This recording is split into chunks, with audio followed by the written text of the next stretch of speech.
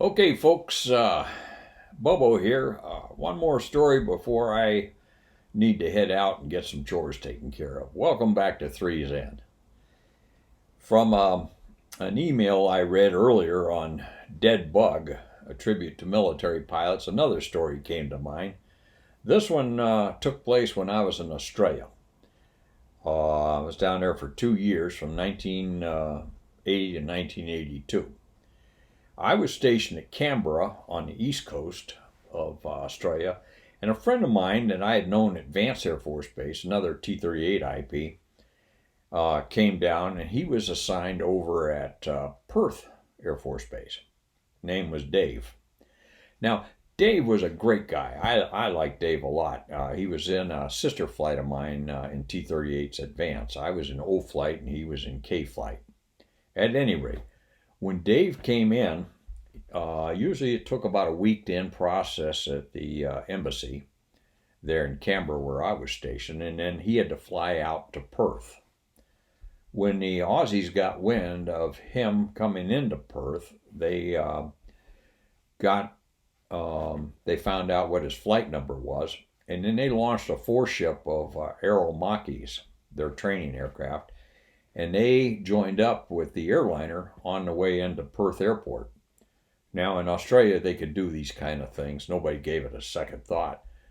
More often than not, the airline captain was a former Royal Australian Air Force pilot himself, RAF pilot.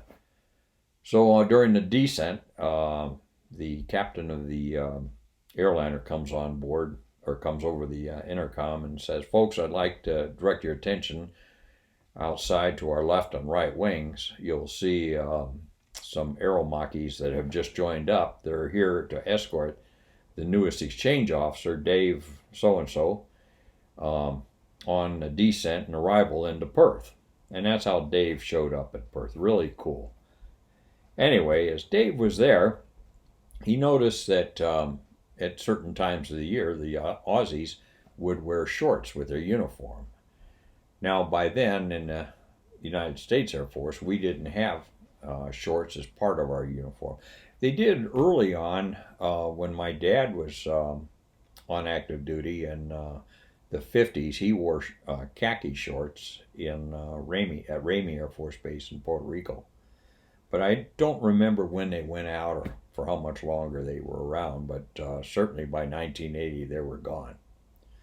So anyway, Dave decided he wanted to take a pair of his uniform pants, cut them off, and wear them as shorts. Made sense. It's hot as a devil out there in Perth, Australia. But he just didn't want to do it without permission, if you will. So he wrote a letter to the senior ranking officer, Air Force officer in Perth, requesting permission to take a pair of pants and cut them off into shorts and wear them.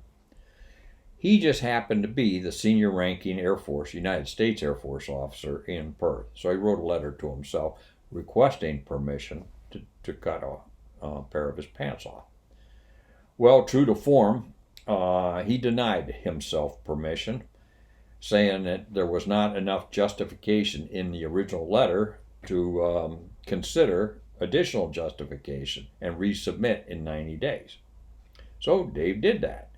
90 days from the original request, he sent a second request with a little bit more justification and rationalization to the senior ranking officer, to himself, asking for permission to cut a pair of his pants off so he could wear shorts.